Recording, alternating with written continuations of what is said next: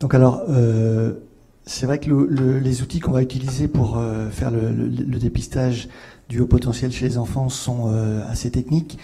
Par contre, ils ont des particularités qui sont, en premier lieu, qui ne sont pas spécifiques au haut potentiel. Donc, je pense que c'est important de rappeler cet élément. Pour ma part, par rapport au vocabulaire utilisé, j'utilise spécifiquement soit le mot surdoué pour des enfants qui vont être avec des compétences qui sont élevées et qui se manifestent régulièrement dans un grand nombre de secteurs et d'activités, et plutôt le terme haut potentiel pour des enfants qui vont avoir des compétences, mais avec des troubles qui gênent l'expression de ces compétences.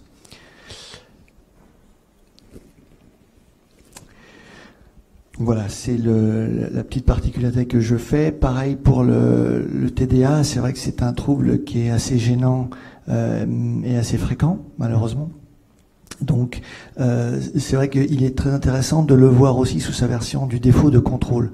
C'est-à-dire que les enfants vont avoir une difficulté à contrôler leurs manifestations motrices, les muscles. On rappelle juste aussi que la langue est un muscle, donc ils vont parler plus que de raisonnable. Un défaut de contrôle attentionnel qu'on va pouvoir mettre en évidence aussi lors des bilans, et un défaut de contrôle social qui fait que parfois leurs interactions avec les autres camarades ou les adultes peuvent surprendre ou les desservir. Alors c'est vrai qu'on utilise des questionnaires pour le haut potentiel, mais ces questionnaires ont la particularité d'être à la fois subjectifs et de mélanger un certain nombre d'éléments qui ne sont pas toujours juste spécifiques au surdon. Et donc ils peuvent engendrer des incompréhensions, soit de la part de professionnels, des médecins, des spécialistes, soit de la part du monde scolaire, plus scolaire. On a aussi avec les questionnaires des échelles, donc qui vont être des outils qui sont un peu plus standardisés et qui vont évaluer des compétences cognitives. Alors, je vais présenter plus la WISC, les échelles de Wechsler, mais il existe aussi d'autres outils comme le KABC. Alors, par rapport à ce que je disais tout à l'heure, le fait d'être surdoué, le surdouement ne peut pas être diagnostiqué dans ce sens où ce n'est pas une maladie, c'est pas un trouble, c'est plutôt un point d'appui, une compétence qui va être intéressante, notamment pour s'appuyer sur la gestion des troubles ou l'amélioration d'un certain nombre de difficultés que l'enfant va pouvoir rencontrer dans certains cas. Tous les enfants qui sont surdoués ne présentent pas ces troubles, heureusement pour eux d'ailleurs. Alors la WISC, quel que soit quel que soit son numéro, enfin sa version, pardon, ce n'est pas non plus un outil qui est spécifique pour le diagnostic du TDA.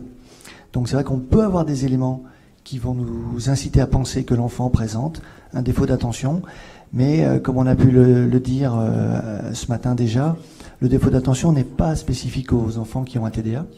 On peut le rencontrer par exemple chez les enfants dyslexiques, on peut le rencontrer chez les enfants qui présentent d'autres troubles, le syndrome d'Asperger, des états anxieux ou dépressifs.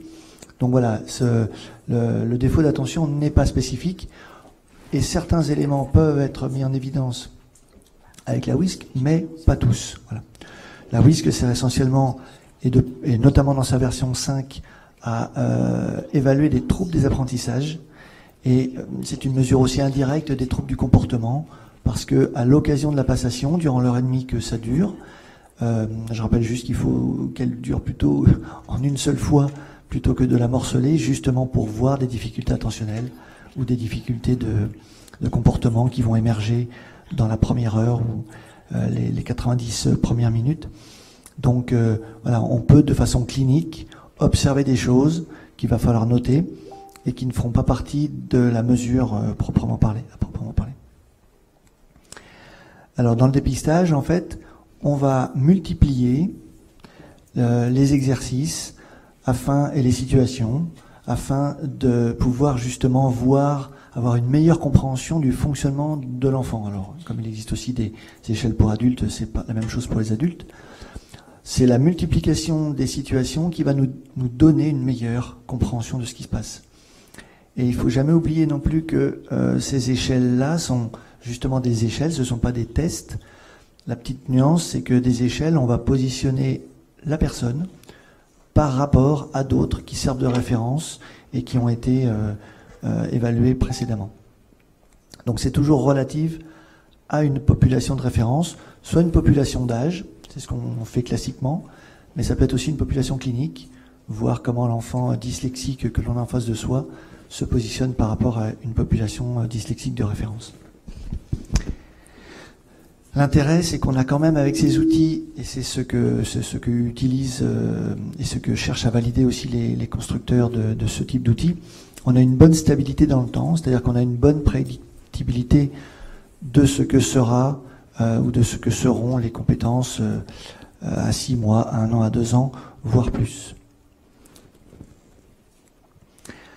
Alors, dans la version 5 de l'outil, on a une mise à jour des items, parce que certains deviennent obsolètes, certains perdent de leur intérêt, et du fait notamment de l'évolution culturelle, notamment les items verbaux, peuvent apparaître un petit peu désuets et poser des soucis à des enfants alors que ils savent par ailleurs tout un tas de choses.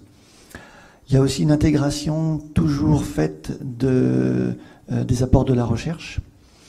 Donc ça aussi c'est intéressant, c'est-à-dire qu'au-delà du fait qu'on renouvelle l'outil, on y intègre un certain nombre d'informations et c'est forcément intéressant d'avoir quelque chose le plus fin et le plus juste possible. Dans la version 5, on a aussi une augmentation du nombre d'indices, c'est-à-dire qu'on a 5 indices principaux et 5 indices secondaires. Donc là aussi, on a une finesse possible d'évaluation. On a aussi un temps libéré, c'est-à-dire que la version 5 peut être un petit peu plus courte, si on le désire, parce que dans certains cas, on sait ou on se doute fortement du souci de l'enfant.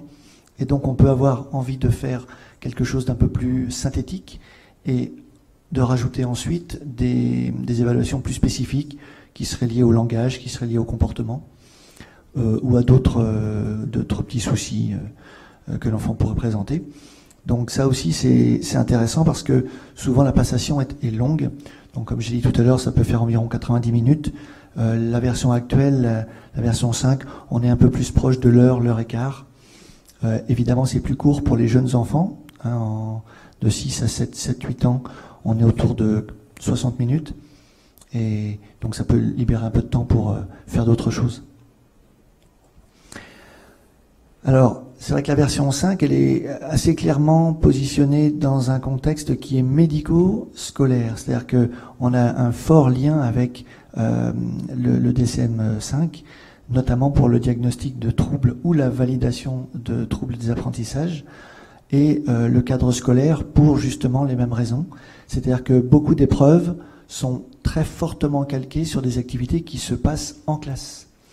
Donc ça aussi, c'est un élément qui est assez intéressant parce que ça peut permettre aux psychologues, aux praticiens d'avoir un regard qui peut être transférable en classe à l'école et qui peut donner des éléments pour les équipes enseignantes. Alors, on a des protocoles qui sont un peu plus homogènes, donc c'est un petit peu la différence avec la version précédente.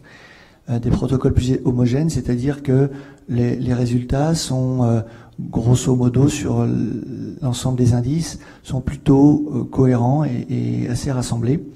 Alors c'est un avantage et c'est en même temps déstabilisant parce que ça nous oblige à revoir un petit peu nos repères, mais pourquoi pas.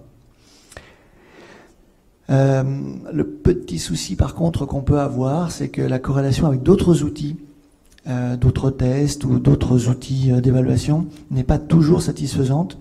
Donc dans certains cas, on peut avoir un petit décalage.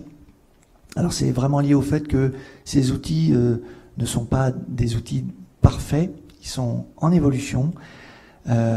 Et donc on peut avoir parfois des partis pris ou des positions lors de la conception qui vont faire que on n'est pas toujours en adéquation avec d'autres outils qui ont été élaborés avec d'autres partis pris.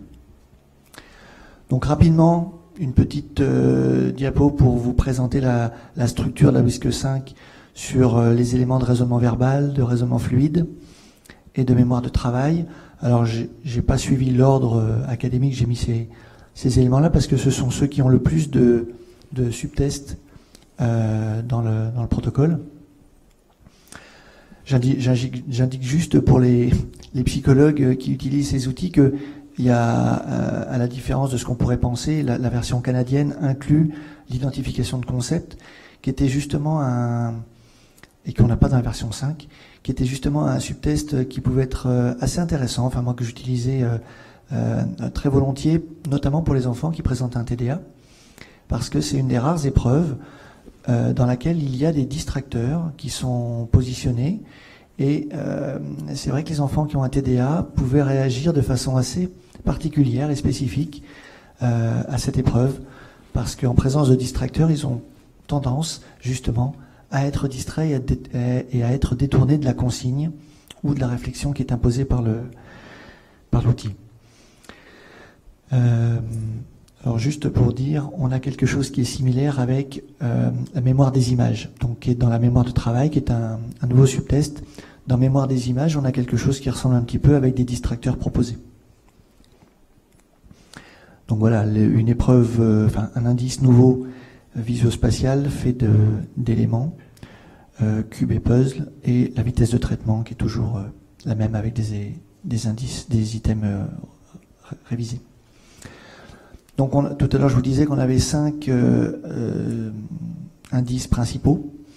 On a aussi 5 indices secondaires, alors qu'on n'obtient pas forcément immédiatement. Les indices que l'on obtient immédiatement, les indices secondaires avec les 10 épreuves principales, c'est l'indice d'aptitude générale et l'indice d'efficience cognitive ou de compétence cognitive.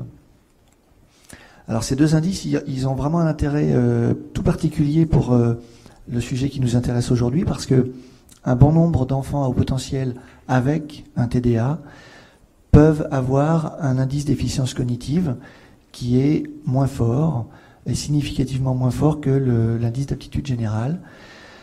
L'indice d'aptitude générale est constitué de compétences un peu plus complexes. Et donc, dans un grand nombre de cas, d'enfants justement à profil complexe, on a des enfants qui vont avoir ces compétences-là de très bon niveau, et les compétences d'efficience cognitive un petit peu moins bonnes, ce qui fait que le total pourrait faire penser qu'ils ne sont pas à haut potentiel. Alors qu'en fait, le regard plus spécifique sur l'IAG permet de voir que non. Donc dans certains cas, et notamment, je suis un petit peu les avis de nos collègues d'Amérique du Nord, au lieu de prendre le total, on peut aussi se référer à l'indice d'aptitude générale, notamment dans le cas du haut potentiel complexe. Alors c'est juste par comparaison de 3 courbes, en haut, celle du haut, la courbe des enfants à haut potentiel avec le WISC-4. Au milieu, on a celle des enfants qui sont TDA, et celle qui est en bas en vert, celle des enfants qui présentent un profil de dyslexie. Donc on avait des éléments de repérage qui pouvaient être assez intéressants à la WISC-4, et vous voyez qu'on a un aplanissement des résultats sur les données qu'on a avec la nouvelle version. Donc là aussi, ce sont des repères différents à avoir. Non pas que ces courbes soient vraiment nécessaires à l'évaluation et à l'évaluation de troubles ou au positionnement par rapport au potentiel, mais ça pouvait être un élément intéressant. Donc là, je vous ai mis 2 petits protocoles pour avoir justement cette idée du haut potentiel simple et complexe. Donc ici, on a un enfant qui a des performances très élevées en compréhension verbale, 133. Un raisonnement fluide, on est aussi dans un score qui est vraiment élevé, 123. Et on a un total de 127 pour le QI total. Et vous voyez que l'IAG est lui de 130. Donc là, on a vraiment un enfant qui est à haut potentiel, sans difficulté particulière. Voilà, on voit qu'il n'y a pas d'éléments vraiment détonnants. Et on a un collégien qui, lui, a un profil, justement, qui est beaucoup plus bas, En fait, c'est un jeune qui présente un fort TDA et son déficit d'attention est assez important. Malgré, on peut le voir, des empans de mémoire auditive qui sont plutôt élevés. Alors ça aussi, c'est un petit point assez intéressant parce que parfois les enfants inattentifs peuvent avoir, à l'occasion d'un bilan comme celui qu'on fait avec la WISC, peuvent avoir des compétences de mémoire de travail qui sont vraiment très élevées. Et ça peut inciter les praticiens à penser que l'enfant ne présente pas de trouble, alors qu'en fait il est présent, mais la dynamique de l'outil et parfois l'investissement de l'enfant, la relation qu'on a pu créer avec lui, vont faire qu'il manifeste vraiment son potentiel, il manifeste vraiment ses compétences, et là on peut voir que c'est possible. Ce qu'il y a, c'est que les scores qu'il obtient globalement ne relèvent pas a priori du haut potentiel. On peut juste se dire que dans le total, on est aux environs de 125, 126, et donc on a du haut potentiel.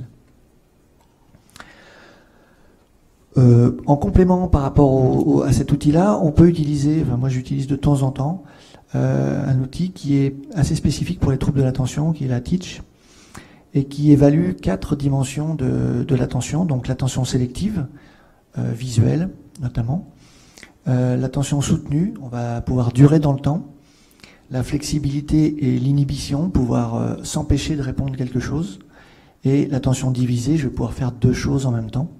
Donc souvent en classe, on doit écouter ce que dit l'enseignant et écrire, ou on doit écouter ce que dit l'enseignant, mais il y a aussi des bruits, des parasites en classe.